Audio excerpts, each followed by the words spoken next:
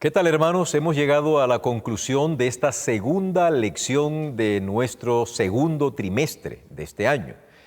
Y ha sido interesante esta lección durante esta semana, ¿no les ha parecido a ustedes?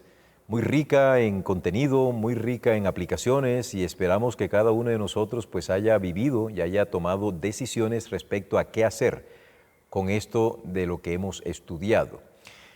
Hoy vamos a estudiar el tema para meditar, para reflexionar, que corresponde al viernes 8 de abril. Bienvenidos, queridos, a una nueva emisión de tu programa Reflexiones de la Biblia, por aquí, por BioChannel, tu canal.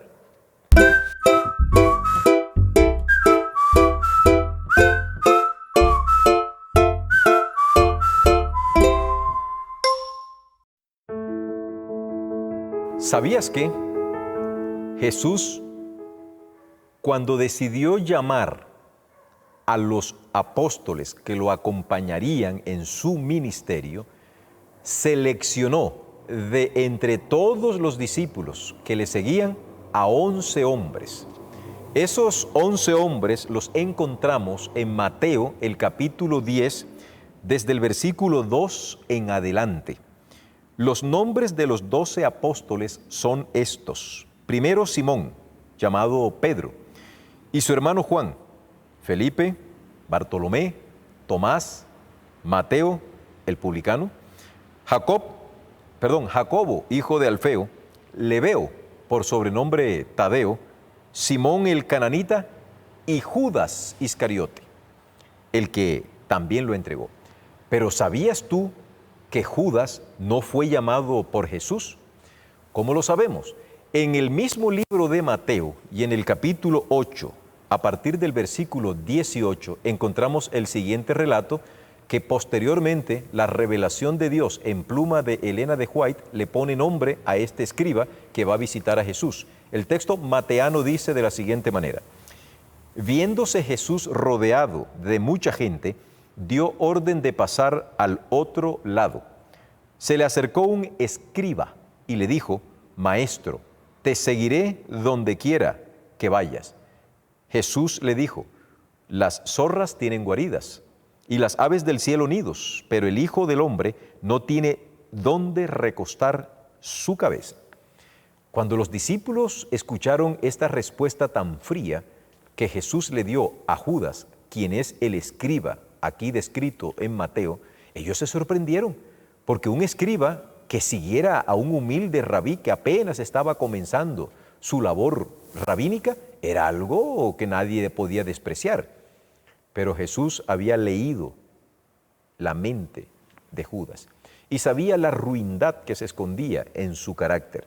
No estaba completamente Judas desposeído de caracteres buenos, tenía características buenas, pero su ruindad y su egoísmo lo llevó a una decisión fatal: entregar a Jesús.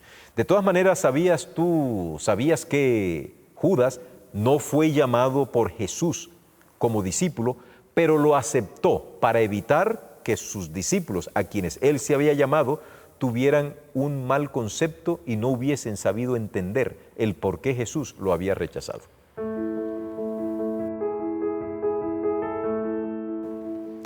Vamos a ubicarnos en el día de hoy de manera imaginativa en el jardín del Edén.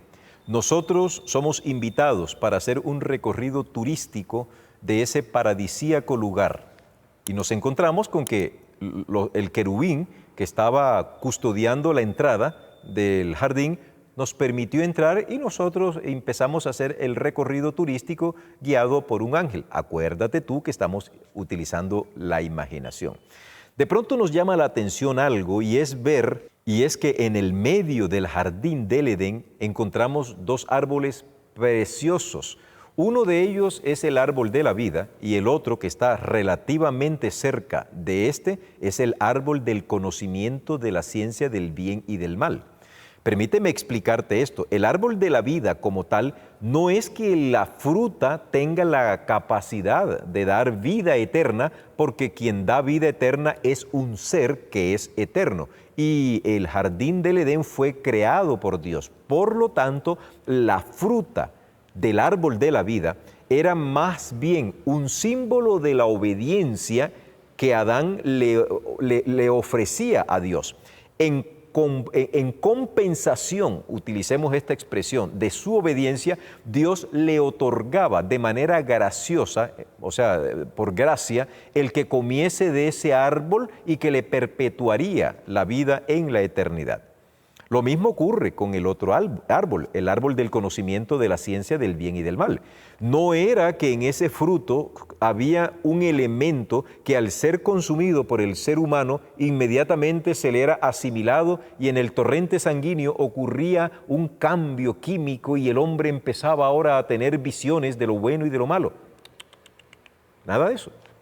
Simplemente los dos árboles eran uno, podía comer como consecuencia de su obediencia y el otro moriría por consecuencia de su desobediencia.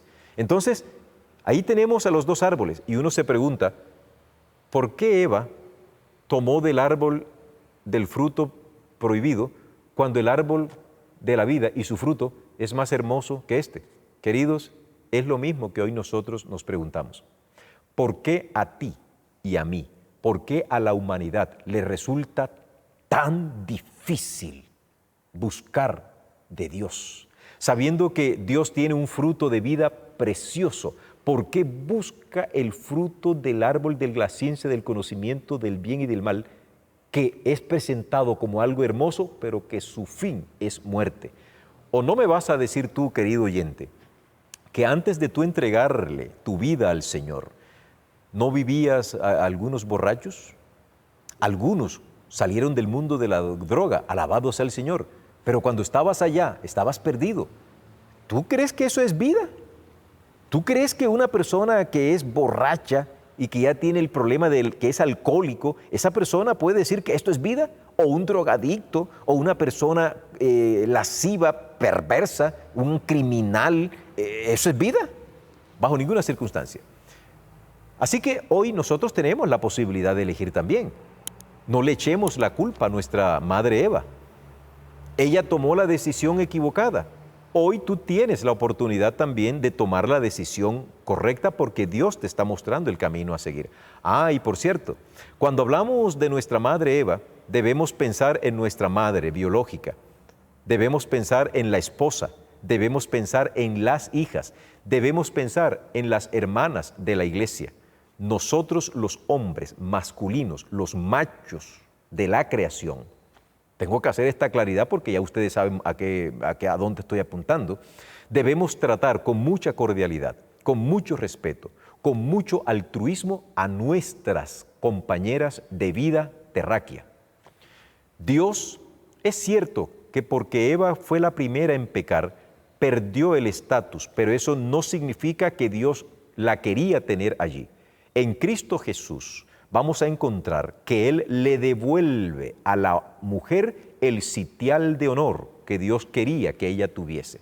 Es cierto que a través del apóstol Pablo, Dios aconseja que la esposa esté sujeta al esposo, pero no sujeta como una esclava, no sujeta como una, perdónenme el término, como una tonta que hace todo lo que el esposo le dice. No, sujeta al esposo en Cristo Jesús. Es decir, si el esposo está actuando como Cristo Jesús, la esposa se someterá.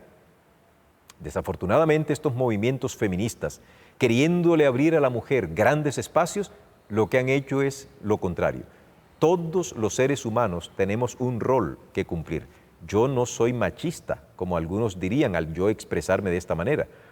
Vengo de un hogar de 6 hermanas, tengo 2 hijas, tengo una mamá que gozo del privilegio de tenerla y a quien de manera especial saludo en esta hora, mi querida madre Deogracia Seiza de Márquez. Viejita querida, donde te encuentres, un abrazo para ti y para mi papá, don José Márquez, donde se encuentren. Para mis hijas Andrea y Avi, para mis hermanas, todas ellas reciban mi bendición y detrás de ellas y alrededor todas aquellas personas, todas aquellas mujeres que de una forma u otra han sido parte de mi vida, que Dios las bendiga. Y lo mismo va para las familias de ustedes, para las hermanas, para sus hijas, para sus esposas. Mi querido oyente, trátelas con bondad, trátalas con cariño, trátalas muy bien, como dice el texto de Pedro, como vasos más frágiles.